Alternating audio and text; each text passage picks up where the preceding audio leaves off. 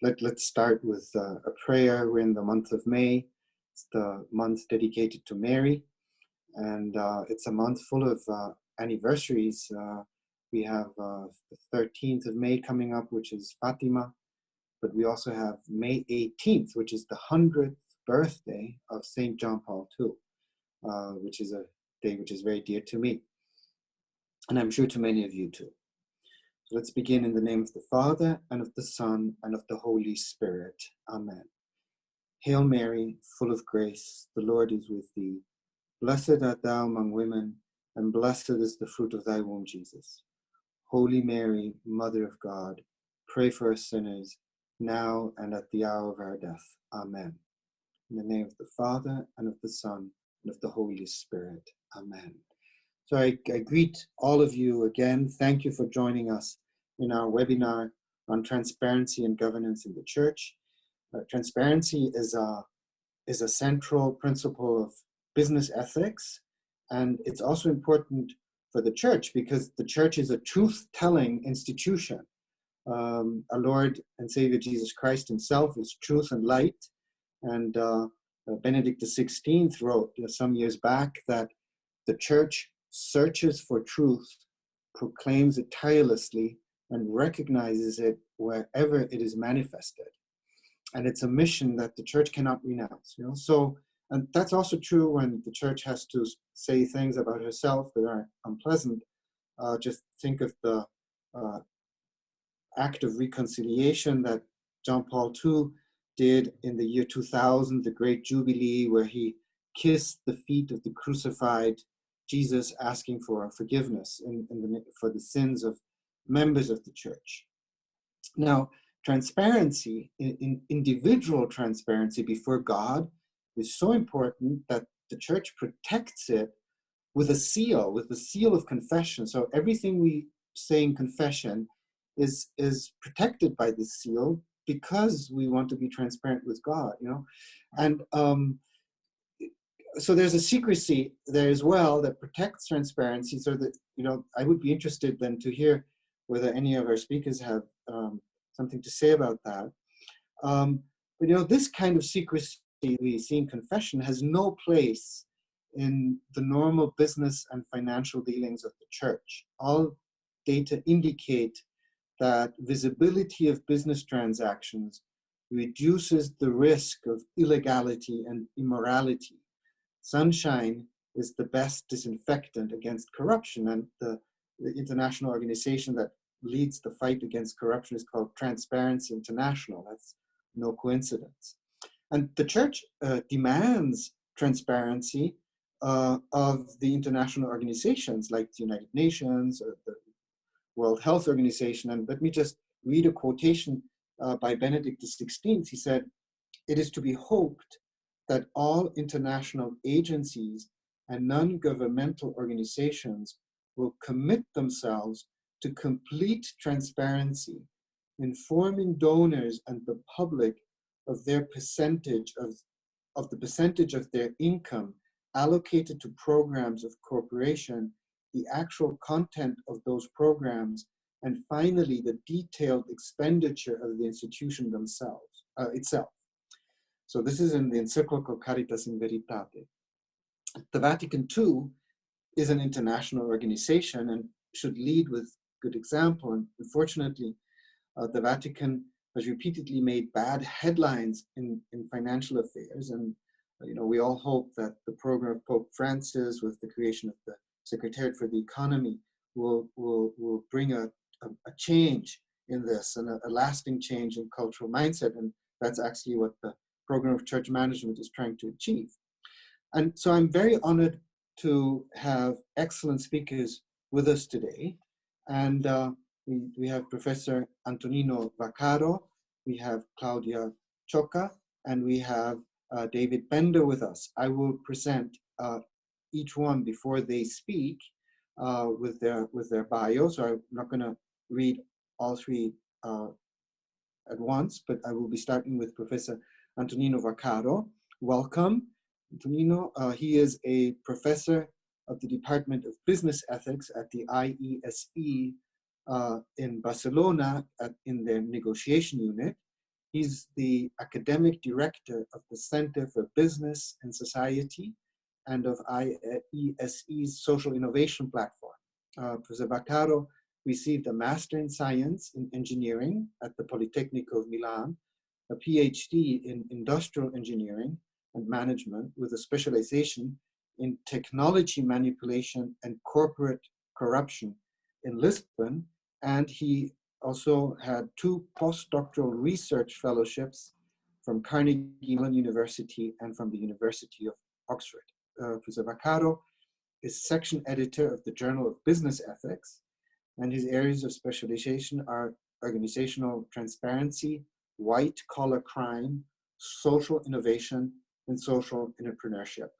So without further ado, I give the word to Professor Vaccaro. Thank you very much, and good morning or good afternoon to everyone. I'm honored to have the possibility to discuss with you organizational transparency issues in church organizations.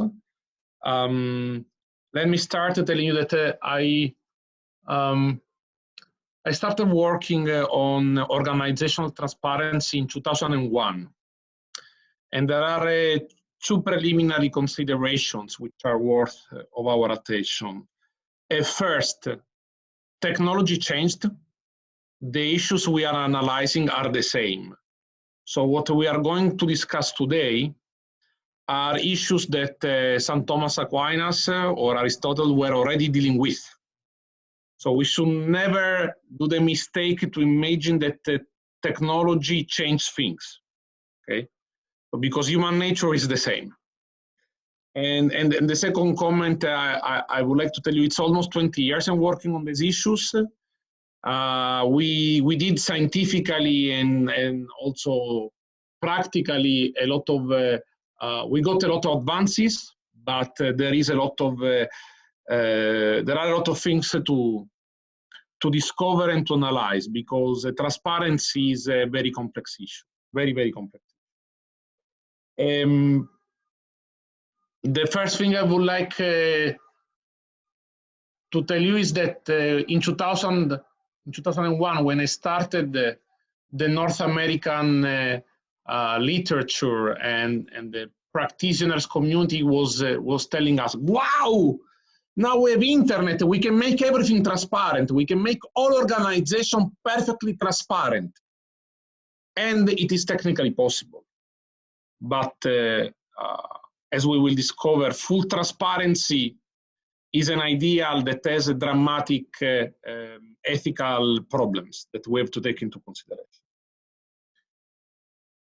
In addition to this, I needed to admit that we have to complicate the story. If we speak about organizational transparency in normal institutions, a company, an NGO, a governmental institution, we have to deal generally with 3 main dimensions: financial considerations, relational considerations, and ethical considerations. But when we analyze organizational transparency in a church management context, the story became more complicated, because we have a 4th dimension which is transversal, so to the others, which is the spiritual or eschatological dimension. This means that, why? Because a normal organization has to achieve a mission, an objective.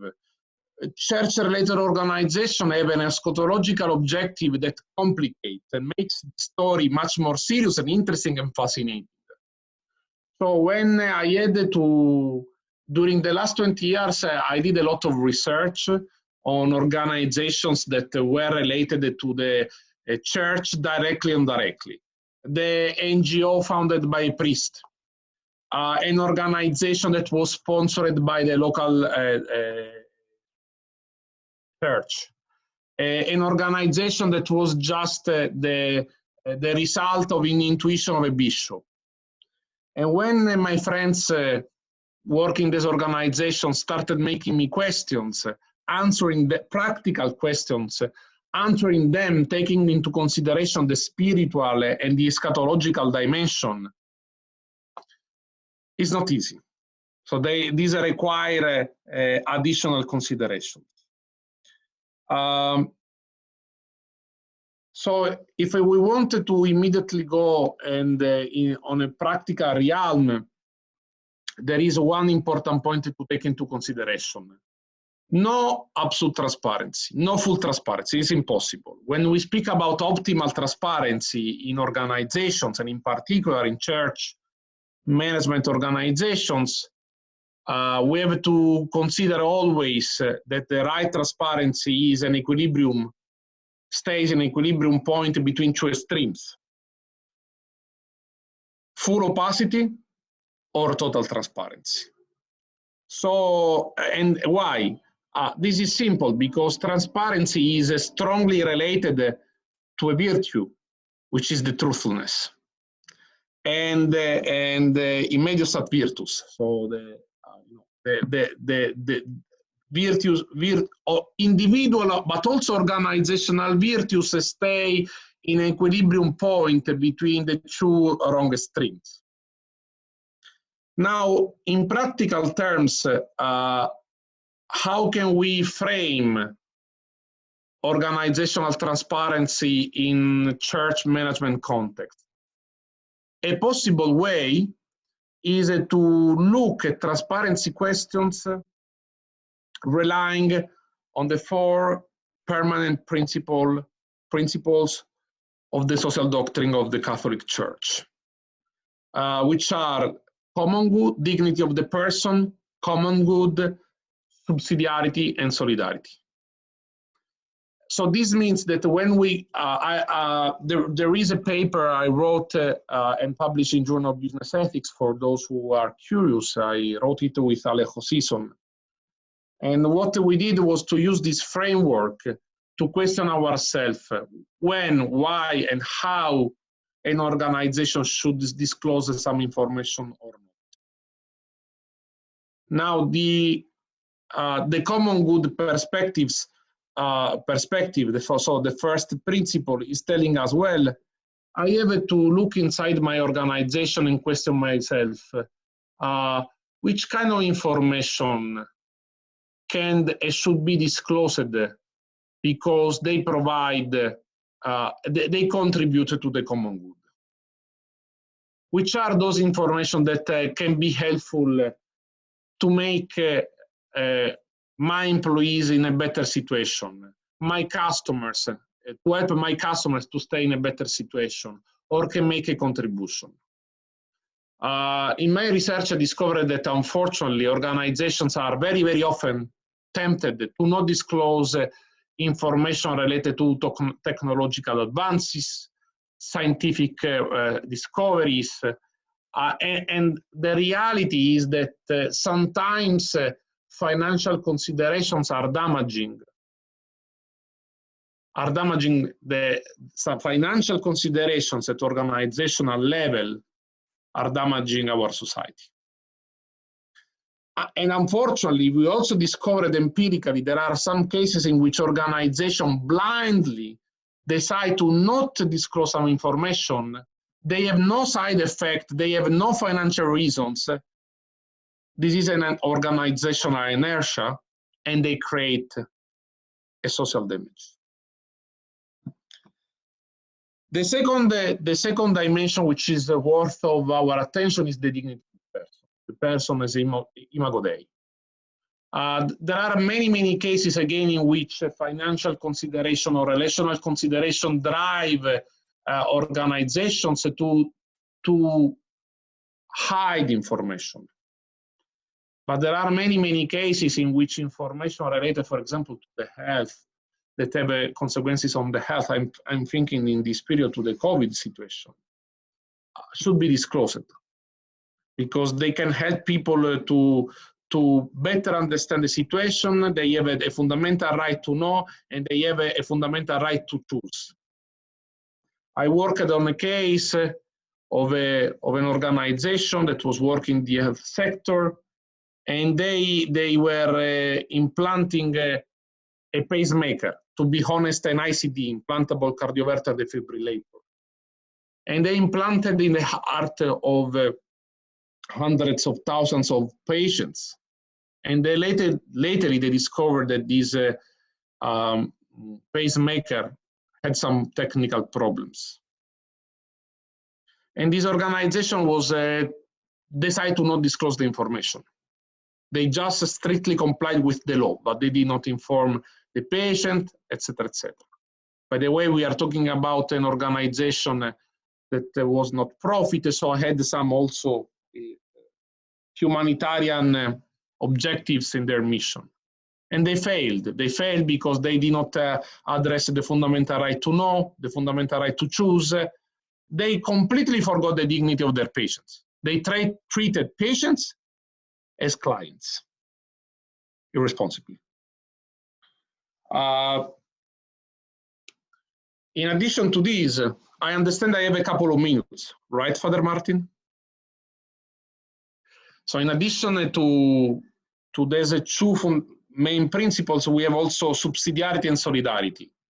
Subsidiarity means I'm an upper level institution and I can provide a subsidium, a support to lower level institution to allow this organization to flourish autonomously. Well, information today is very important, more than gold. A piece of information today can have a higher value when compared with gold. And very, very often organizations forget to do this kind of information disclosure. And finally, there is the issue of solidarity. Sometimes we forget that information can help people and can be an act of solidarity. And if we look at all these four dimensions, these four principles, we discover that whatever is an activity of a church institution, it has a fundamental links with the common good. It has fundamental links with the dignity of the person, and the principles of subsidiarity and solidarity are there in their daily activities. So if I worked mostly on work integration social enterprises related to the church, directly or non-directly, and I noticed the difficulty to understand which kind of information should be disclosed and which kind of information should not. And the main driver, the main force against information disclosure is fear. My approach is, my practical approach is try to use this four dimension, try to question yourself. If I disclose this information, I'm addressing the four permanent principles. There is something that can damage people. Am I activating any scandal? Or instead, this can be a way to build upon and to contribute to the overall strategy and mission of our church. Father Martin, I think I'm on time. Perfect. Thank you so much, Professor Vaccaro, for this excellent presentation in which you reminded us of the perennial ethical principles in a changing technological environment, and you really centered our webinar. I now present Claudia Ciocca. She's an Italian economist who, until 2019, so very recently, was the director at the Secretariat for the Economy of the Holy See in the Vatican City, serving the dicastery and its activities of control and vigilance over the economic and administrative affairs. Pope Francis, as you remember, created the Secretariat for the Economy, and Cardinal Pell was the first prefect of this institution. Mrs. Ciocca was before then, so in her work, she supported the progressive transformation of the financial management activities, focused on providing sound and consistent financial management policies practices and reporting, in facilitating the strategic planning and the decision-making process, in ensuring an always better allocation of the resources entrusted to the Church, in improving sustainability, accountability, and transparency. And before joining the Holy See, Claudia Ciocca spent about 12 years at KPMG in Madrid in Spain as an auditor and an advisor. We're very honored to listen to you, and I pass the word to you. Thank you very much for having me. Today I would like to share with you some thoughts of what it means for an organization to deal with transparency. When we talk about transparency, I think that most of you can think immediately about transparency as external disclosure. The act of making available to the public a new or previously secret information. On this, I would like to underline that when we talk about disclosing information, it does not mean disclosing any information to anybody, but it means to disclose the information that is relevant to your public of reference. So, in my point of view, disclosure cannot be just a random disclosure of information, but is a conscious disclosure of information for a specific purpose. Having said that, I believe that external disclosure is just the very final outcome of a more complex process, that is a process within the organization. Actually, if you think, usually the major objections against the transparency used to come from organizations or individuals that are used to operate in their environment in silos or with very little and limited transparency dynamics. The usual objections are why we need to be transparent if we are obliged to it. Why, if you ask me to be transparent, is because you do not trust me and therefore I am offended, or you are breaching my privacy. So at the end, I guess the point is if we want to have a meaningful external transparency, first of all, we have to make sure that the internal transparency works.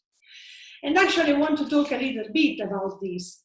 I guess the question is what it means for an organization to deal with internal transparency.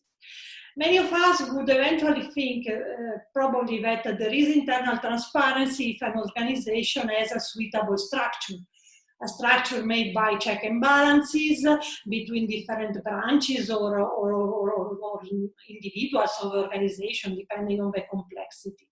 Check and balances that to some extent are formally established to guarantee a sort of division of powers, enhancing the governance with visibility process, monitoring or surveillance. At the end, oversight body over the executive power. I mean, I think this is fair enough. Of course, you need a legal framework, you need the box within you operate. But I think that when it comes to transparency, this is not enough. The risk I see is that you can have fancy structure with beautiful names that de facto are empty boxes with not a real impact. When it comes to transparency, for me, the point is not the structure or how you name it, but the strategy you have behind the structure and the methodology you implement to make sure that the structure works. And when it comes to a strategy for transparency, we are talking about a very serious thing, because transparency affects all levels of an organization and can request significant and radical changes within your organization. And of course, the more the organization is organized in watertight compartments, the more the changes might be demanding. So I believe that transparency really starts in an organization when the organization understands the complexity of the change. And I would like to underline this. Transparency is not just a formal instrument. Transparency is a relationship affecting power dynamics, affecting patterns of behaviors and attitude. So when we have to deal with transparency in our organization, we have to make sure that we have an holistic approach. Because at the end, the transparency process will require us to have a 360 transformation of our organization.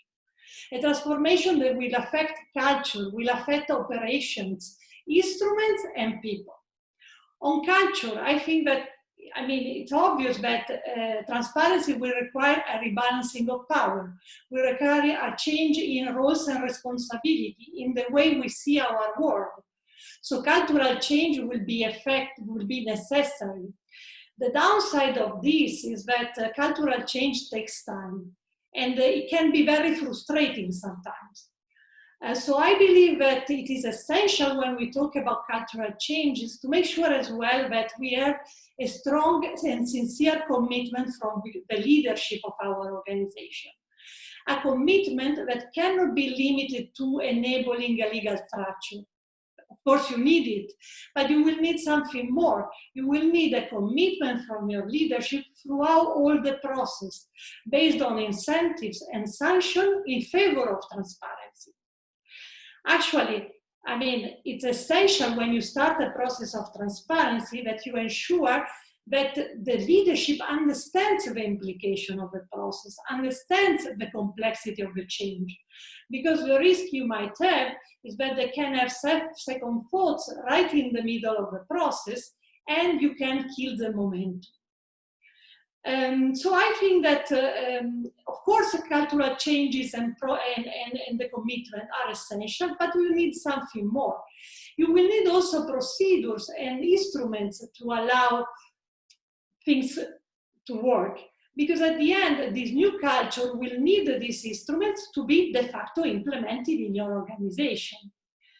And actually, if you think about it, again, when we talk, as I mentioned, for external transparency, even for internal transparency, we are not talking about releasing any information to anybody within the organization, but it's to make sure that everybody gets the information that is needed for a specific purpose and for doing its proper job.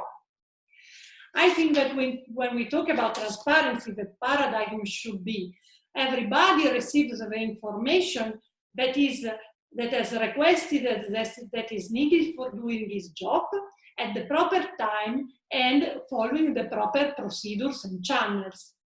What I'm trying to say is that, you see the rigorousness of this procedure. Proper information, so not any information, but the information that I need. A department that is sending to another department a stash of information that is completely irrelevant to the other department, this is not transparency. Also, at the proper timing, think if you receive information many months or years after the reporting period. Sometimes there is not even merit in reviewing it unless you want to do some historical statistics. So the timeliness is essential when it comes to transparency. And as well the channels. If I send to another department information, it's not because I like or dislike the other department, it's because the procedure says I have to follow that rule. So as I speak about this, I believe that it's very crucial when we talk about these things to identify in the organization proper instruments that can ease the efficiency, the effectiveness, and the timeliness of all this transformation. As I speak, of course, the technological revolution we are living in, for sure, can be of help. And so finding also IT system that can ease all the process can be really a great ally of the transparency process. But the more I think about all these things, the more I'm convinced that the real game changer when it comes to transparency is to find the right people. I think that right people, competent and skilled people, can really be the game changer. Probably it's just for common sense, but there is not very much point, in my point of view, to have a very sophisticated system of transparency with proper IT system, if then you do not have competent people that can take advantage to it. They can really use, analyze, assess the information and the process. At the end, besides all the ethical considerations, transparency is in the self-interest of an organization. So you need people that can take advantage. Think about the decision-making process. The basic for a decision-making process is to make sure that you have the proper picture of the situation. How many leaders, if you think around the world, in governments or in organization, private organization, took the wrong decision because or they do not have the full picture of the situation, the proper picture, or because they were not competent enough to take those kind of information or decision. I think transparency is also important for the risk management process. If you want to mitigate your risks and avoid scandals, you will need to have a risk mitigation system. But think in a situation where you work in silos and you do not have really a proper picture of what's going on in your organization or in the environment that your organization is dealing with, or you do not have people in your organization competent enough to see the risk that your organization can have, it will be highly possible that you will not see the risk. And if you do not see the risk coming, how you can pretend to prevent them? And the last point I think is very important for transparency is that transparency helps you to open a sincere debate within your organization on how things are run. A debate that should be really a quality debate to improve the overall organization. Of course, this debate needs to be competent. If it is not competent, it's a complete loss of time. So what I'm trying to say is that the transparency will really, within the organization, allow an organization to have a strong and informed decision-making process based on a risk mitigation approach. And this is what gives to your internal organization credibility and sustainability. And of course, I do not have to underline how these two elements are essential for any organization in the world. Moreover, for organizations like, for example, organizations like the church, of course, that are mission-oriented.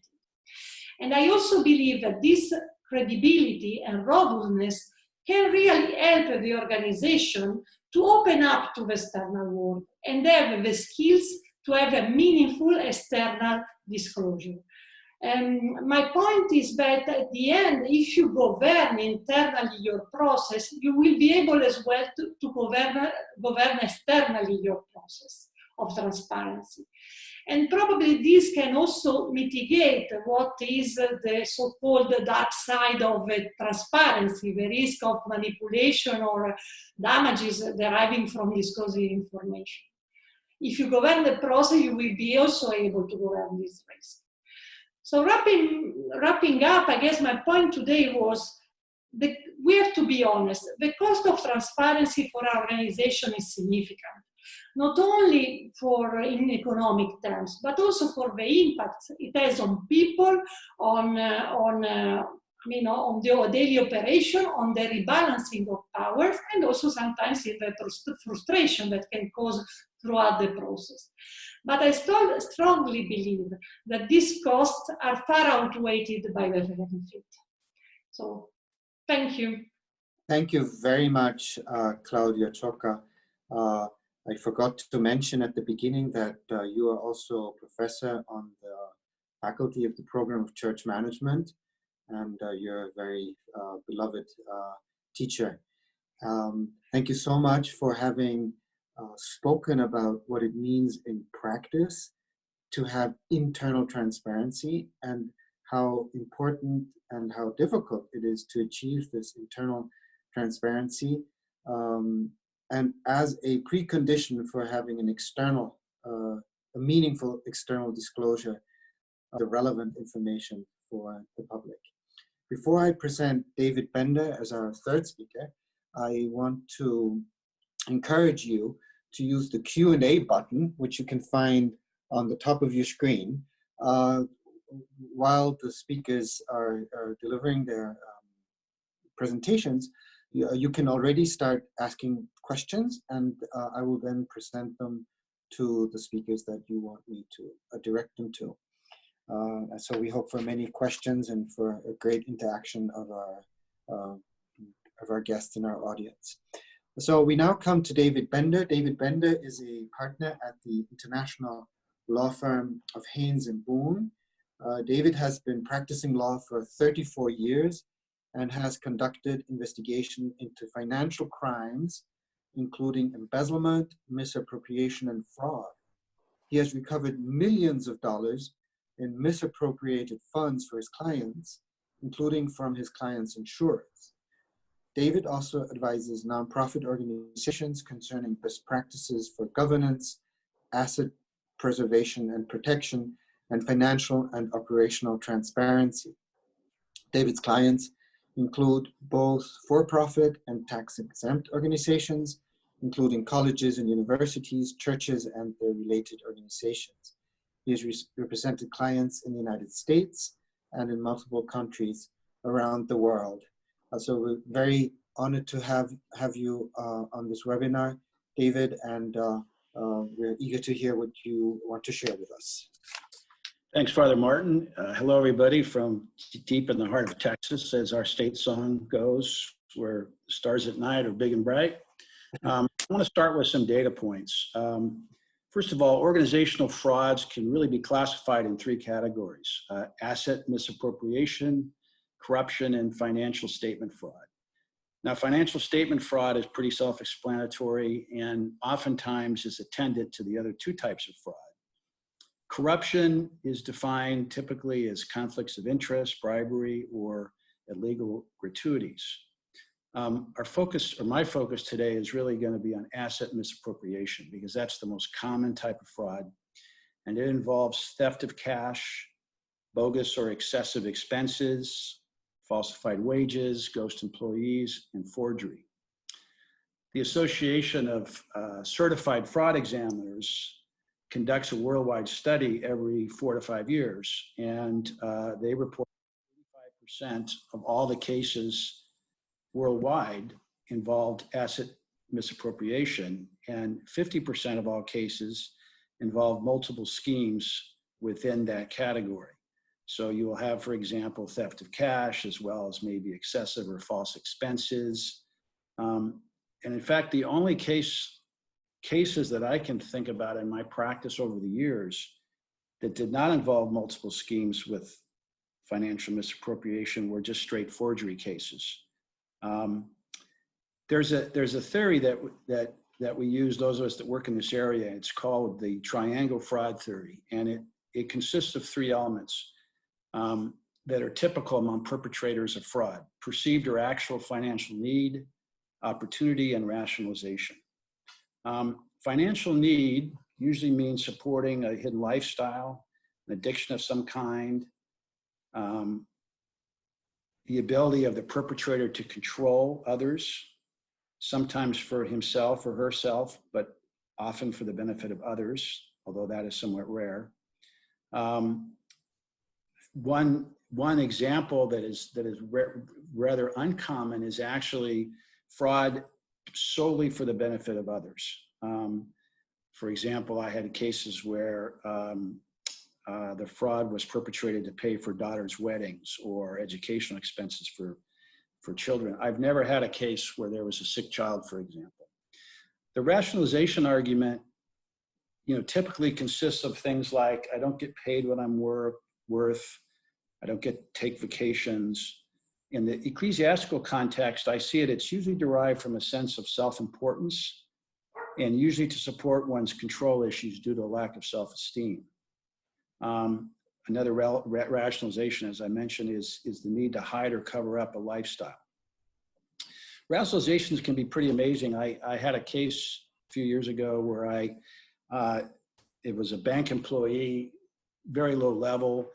Her husband worked in a factory. They have a very modest home. And when I questioned the husband under oath about whether the fact that they had luxury cars, brand new swimming pool, they took expensive cruises every year for vacation, whether he thought that was rather odd given what their income level was. He said, no, that was all part of his wife's bonus structure at the bank. And I think he really believed that. There are certain behavioral red flags that we see. The first and most obvious is living beyond one's means or extravagant expenses. And by that, we mean, again, expensive vacations, excessive expenditures on such things as food and alcohol, cars, homes, extravagant taste in furniture and furnishings. And a big driver of fraud are substance abuse issues, alcohol, prescription drugs, and legal drugs. In the case we had here in the United States of Bishop Bransfield, he had both an alcohol and a prescription drug problem. Other addictions we see are internet addictions, gambling addictions, sex addictions, and pornography. Other red flags are excessive absenteeism from duties, excessive tardiness from official events, obsessive internet browsing, and one that we're seeing more frequently is the perpetrator has what we call control issues. Now, the worldwide statistics based on the certified fraud examiner's reports put this at about 20%, but I see it in the nonprofit and in the ecclesiastical space anecdotally as way, way higher than that. And what do we mean by someone who has control issues? That means someone who feels the need to maintain power over every aspect of their life, including personal relationships, romantic relationships, family dynamics, and events in the workplace. People with control issues require those around them to cater to their needs, typically at the expense of others. People with control issues typically target an individual or individuals and seek to dominate them in an unhealthy and self-serving manner.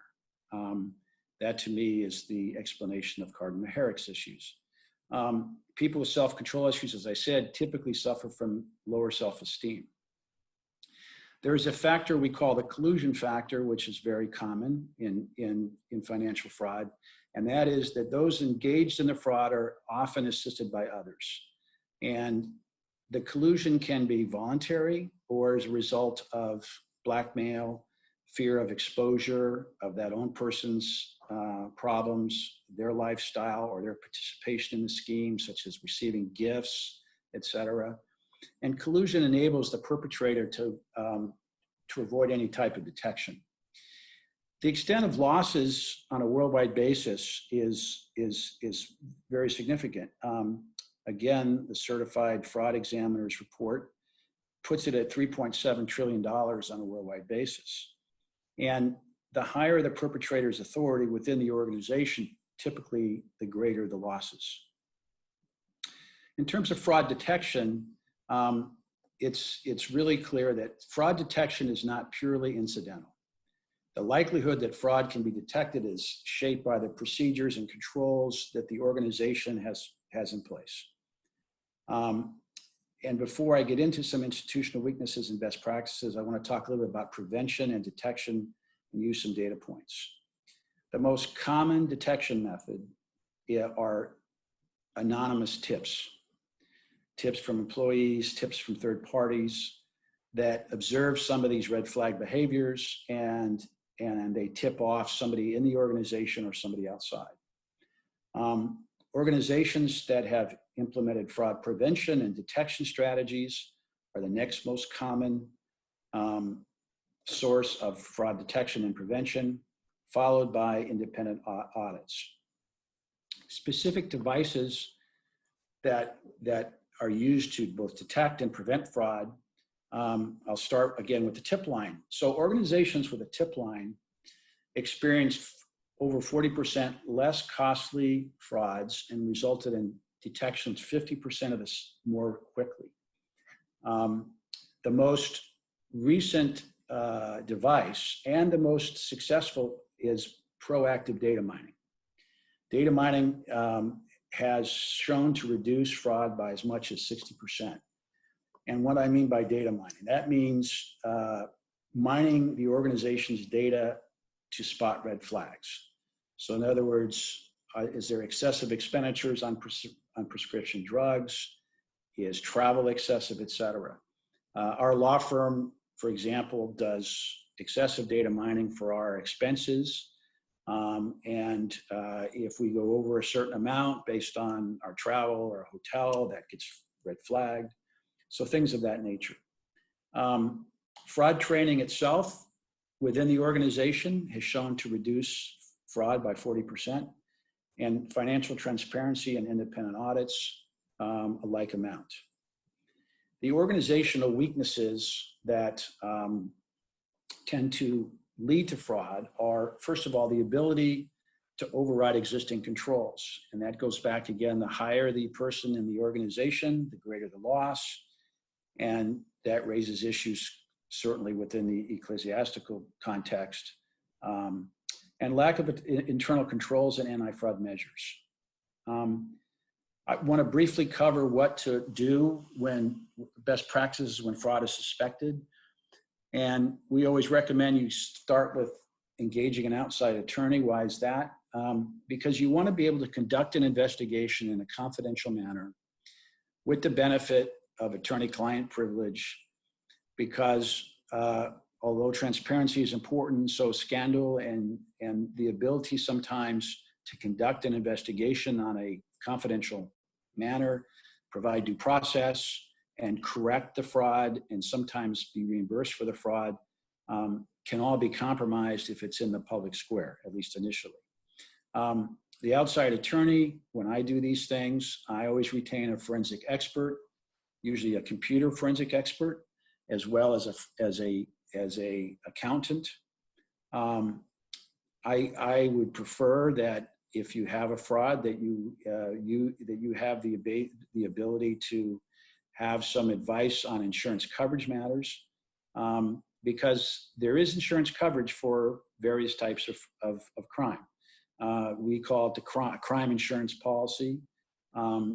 They can reimburse the organization for losses, but there's some minefields associated with that. Primarily, there are specific timelines that can waive coverage, but they can be very short, as short as 60 days. You have to have a verified proof of loss, which means you have to establish both the factual basis of the loss as well as the actual amount of the loss. And you don't want to rely on law enforcement for that proof of loss, because law enforcement is overburdened, and at least in the United States, typically sees financial fraud as more of a civil nature, unless it involves a very public person, or in the case of the United States, either a public entity, governmental official, or church official.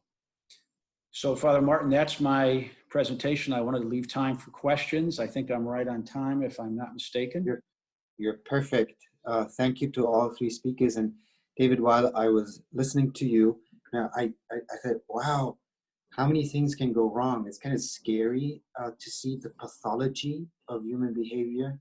And you did a great job, and thank you for all the work you're doing. It shows how linked law is with psychology, with virtue, with anthropology. And so these three talks have raised many questions, and we have a whole line of questions before us. So let's just start with our first one. I have to go too close to the camera. I'm sorry, my face is kind of cut in half. So here's one from Vidal Aguas of St. Casimir Church in Los Angeles. How do you deal with resistance to cultural change to implement transparency in a highly conservative and bureaucratic organization or institution? That's a question for Claudia Ciocca. No, I listened. Well, I mean, of course, it's a difficult, I mean, it's a good question. I'm not sure I have the answer, but the point is that you need a lot of patience. And I think that the real issue is not to kill the momentum. I think that for everything, also for cultural changes, there is a momentum, and you have really to push on that momentum. And I think that when there is a lot of resistance to change, the commitment from the leadership is essential. And the commitment for the leadership will need the leadership to stand at the heat all the time. Without the support of the leadership, it's very difficult to really get through so much resistance in the cultural changes. Can I add something, Father Martin? Yes. So I fully agree with what Claudia just said. What I would add is that in this context, there are two variables which are important. A, training, which means we have to educate people. Transparency is a complex issue. Reasonable people can understand with specific training on this. I've done this in the past in the for-profit and not-for-profit sector. So training is extremely important because since transparency is a complex issue and there are cultural factors that create organizational inertia, we have to work on this. And second, relying on Claudia's point that we need the serious commitment of the leadership. When leaders identify that they need to work on transparency, also the use of a trustworthy consultant can be helpful.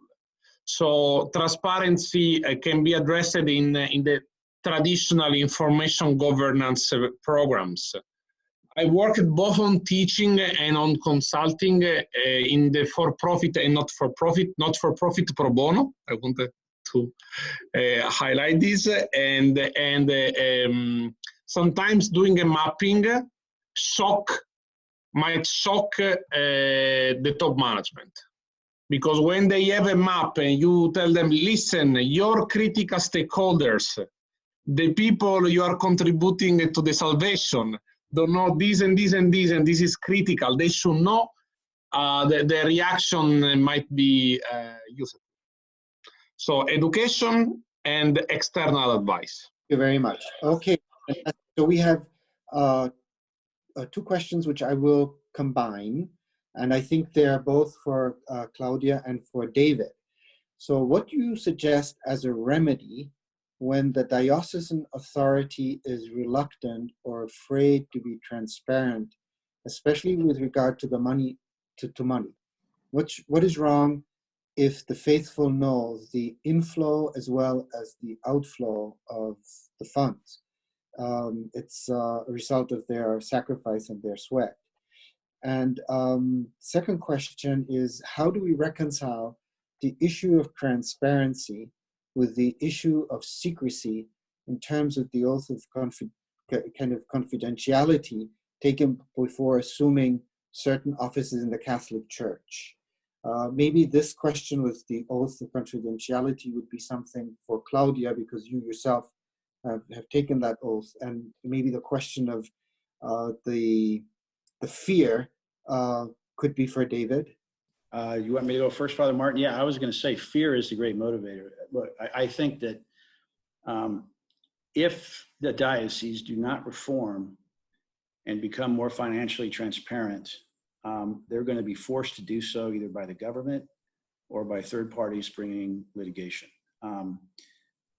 Without belaboring the point, the general rule in the United States is that third parties such as parishioners or donors generally do not have standing to sue their churches for the use of their funds. That is changing. The case law is changing in that regard. And because the U.S. Catholic Conference of Bishops has published a number of documents requiring financial transparency and best practices, the courts are finding if a diocese does not follow those procedures and policies, that gives standing to someone to make a challenge. So I would say fear is a great motivator, and that's what I would employ within your diocese, because I'm certain it's going to happen, either from the government or from interested third parties. And David, could you kind of say something about when there's complicity of employees in the organization itself? You know, when there's like a culture of omerta, like, you know, you must have to be loyal. And, you know, going again to the fear factor, the fact is that church organizations are tax exempt in the United States, and that tax exempt status means that their assets are technically within the purview of the people who donate those assets.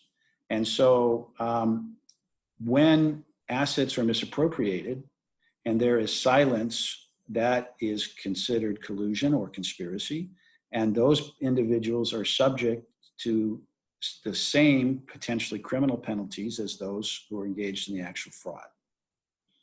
So there is no motive, the ability or the motivation to be silent is a very dangerous one from a civil and a criminal perspective for employees that observe this and don't report. So Claudia, oath of confidentiality and... Well, I guess probably to some extent I see these as two separate matters. I mean, when we release information, it's not like an individual that is releasing information, it's the organization that is releasing information. So what I'm saying is that the point, and that's why I underlined how important it is to have a proper internal transparency process, because with this internal transparency process, the organization will have a proper strategy to understand what can be released or not. And moreover, that I think is more important, what is meaningful to release to the public. And when I'm saying that you do not have to release any information, I'm saying that you need to release based on your strategy to make sure that your audience is interested in what you're publishing. If you said that you had a cut on your feed, nobody cares about it probably, but you are releasing something. What I'm saying is that to some extent, I do not see like, something that is clashing between, the oath and the release of information, because it's the organization that decides what to release and really work and build a strategy on that. Of course, the issues when are random individuals that are releasing information because there is not a strategy behind. That is my view on this. Thank you very much. There's a question here for Professor Vaccaro. You mentioned that right transparency is an equilibrium between two extremes. What factors do we need to keep in mind for establishing and maintaining that equilibrium? Well, two things. The first is the four principles of the social doctrine, permanent principles of the social doctrine we discussed. Again, common good, dignity of the person, solidarity, and subsidiarity. In addition to these, we can also look at the moral evaluation of human acts. So when I have to understand whether I want to disclose some information on the other, I can look at the main dimension, the object of the act, the intention, and the circumstance. And these three dimensions help us to understand whether I should disclose or not. So the four principles are overarching principles that guide me and give me the sense of which kind of information should disclose or not. The moral evaluation of human act can be a more lower level tool that can be used in decision making, in information disclosure decisions.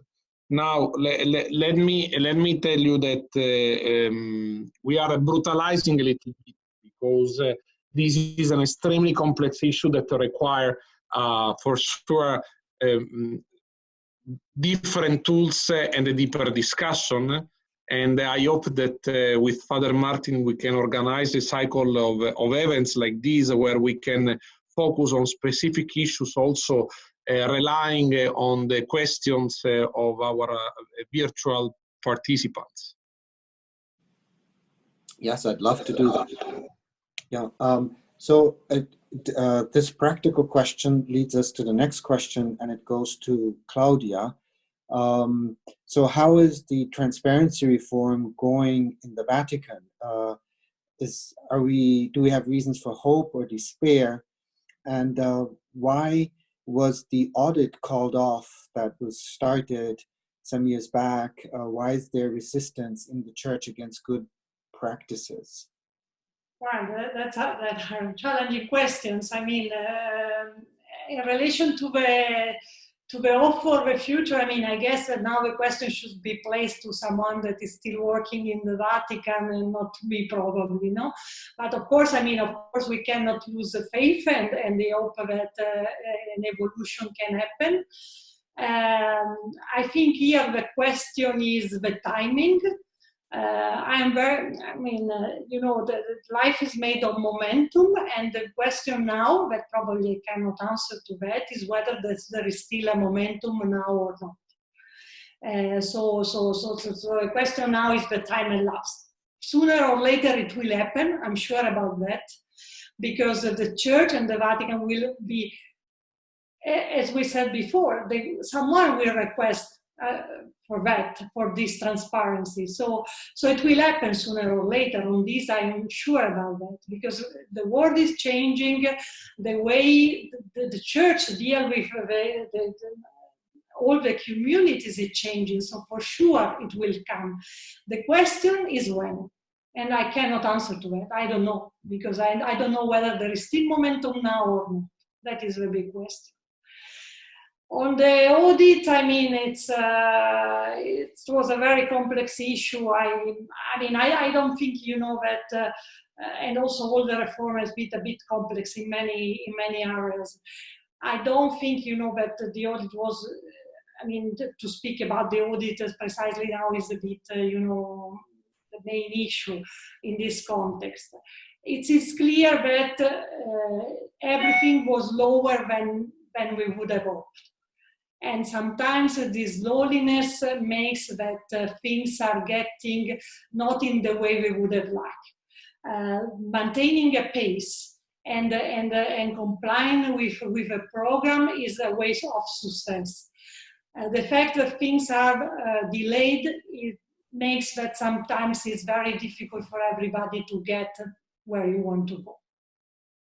That I was trying in a polite way to answer to a tricky question. We all appreciate that you're in a difficult situation in this. So now I have two questions which I really come from practical life, and I want to combine them. One is that sometimes in the context of a parish, you want to be transparent, but fear sets in. Fear of being robbed if people hear of the quantum of parish income, or fear that people would not give if they think that the parish has a handsome account. This tends to limit transparency. How do we handle this fear in a creative way? And then the second, which is linked, is that there are cultures in which transparency is not accepted, or there's a lot of resistance. For example, in some areas, if the parish priest shares the amount of the quest of the parishioners, it can be detrimental to him.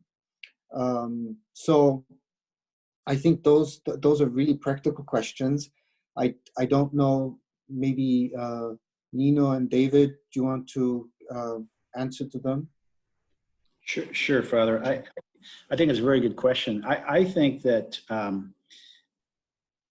with respect to people not giving, I think that transparency, operational and financial transparency as to the parish, true transparency will demonstrate, and proper stewardship of the assets, I think, is the answer to the fear of people not giving. Because just speaking as a layperson, you know, what do we want? We want good schools, we want good parish services, we want to take care of the poor.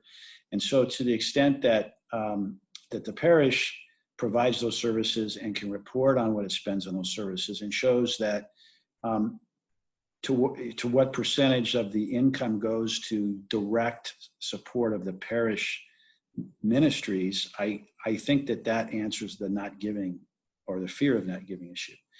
The robbery issue is a little different. And I think that, you know, again, there are some mitigating devices one can use. Certainly crime insurance is one of them, because that would cover for that potentially. And just, you know, use law enforcement and other experts can really assist in that. I think that, you know, fear of robbery, I guess is, you know, depending on where you were located, can be significant. But I've never seen that, actually. I've seen the fear that people won't give because they think that the parish or the organization is too wealthy. But that's, again, answered by how that wealth is used or how that revenue is used, I think. Yeah, before I hand on to Nino, you know, Sicily is a beautiful country, you know, but how about the culture of transparency? And we had one student on the program of church management who said the last time we were transparent about where our churches were, the Muslims came and burnt down our churches, you know. How does transparency and culture, how does that go together? Well, exactly. It depends from the context, and transparency should be, you know, transparency decisions should be driven by contextual considerations. It's clear that if you are in a explosive context where there are problems of coexistence with other religions, we have to be careful. We have to be careful. Prudence would tell us that you know, we have to disclose the information that people have the right to know and that can be helpful to everyone. My understanding is also how you say things. If you are targeting the creation of infrastructure, it's clear that you need a lot of money, and maybe you can focus on the money you need. And once you reach, you say, you know, guys, we made it. We got all the $500,000 we were looking for to build this stuff. Now we can do it. So how you disclose information, the pieces of the information you disclose, the moment in which you disclose. And also, it's important to clarify that transparency does not mean that I disclose the same kind of information to everyone. If I'm working with you, Father Martin, I can share with you much more information, maybe a little bit less with David or with another person. And no offense, David. But so it's important also sometimes to tell, I mean, how I'm super transparent with my collaborators, and they know that some kind of information cannot be disclosed. So transparency has also different levels in relation to the generally organization should be more transparent internally than externally. So all these things should be in an explosive context. It's clear that maybe I can be more transparent internally, but I have also to be very, very careful highlighting my internal stakeholders that some information can damage if they reach external stakeholders. Yeah. Let me tell you something that is which is not related to any question, because for me it's important. The idea of transparency, I forgot to say this, but I was thinking when Claudia was doing her interesting presentation. The idea of transparency can be found in the Rerum Novarum, so an important encyclical. And if we analyze the documents of the social doctrine, and not only those, we discover that since Benedict XVI, we have more and more increasing references to transparency. Okay, so this is something which is worth of our attention. So this is an issue that transparency in quantitative terms, so in statistical terms, is becoming more and more important and more frequently cited in the official documents of the church. Yeah, yeah, but you know, I think every culture is open to the truth. So, in the sense, if you understand virtue of truth, then every culture is open. But of course, there are circumstances like in missionary countries or where the church is persecuted, where the virtue of prudence requires self-protection, and then it's not being, as you said, like fully transparent. That's not the virtue. It's having the right degree of transparency to ensure the common good and the human dignity. So nobody is expected to expose themselves to an armed attack or to violence. So there are some more questions. One is, and with this we have to slowly wrap up. How can the church contribute to an improvement of the culture? If you live in a culture where there's endemic corruption, we're part of this society. How can we heal from the inside? Does anyone have ideas about that? Well, for sure, leading by example, and I know that maybe it's obvious, but I think that actually the church should be the example and really should be the first one in taking the change that you want to see in the society. So I think that's why for me it's important to start with internal operations, because internal operations are the one that gives credibility to your external message. Oh yeah, I think so too. We have to contribute to a healing of culture through our activities and through our words as well. So there's one question here which I would like to ask, which is not directly with financial transparency, but with sexual abuse. We hear much these days about full disclosure of clergy credibly accused of sexual misbehavior. There's some lack of clarity about the term credibly accused. Where there's doubt, is there a presumption that the information be released in the name of transparency? Maybe that's a question for David. My experience with sexual abuse has been entirely either investigating it or seeking to get insurance companies to pay for legal fees and settlements. So I'm not sure the answer to that. I do think that accused are entitled to due process. At least in the United States, there is a presumption of innocence. However, it's always a balancing act, and there are ways to mitigate potential harm to victims. It happens all the time outside of the church context, with children, with parents or other adults that may be accused, whether falsely or otherwise, of some sort of child abuse. There are ways to remove either the perpetrator or the victims from a situation while the investigation continues.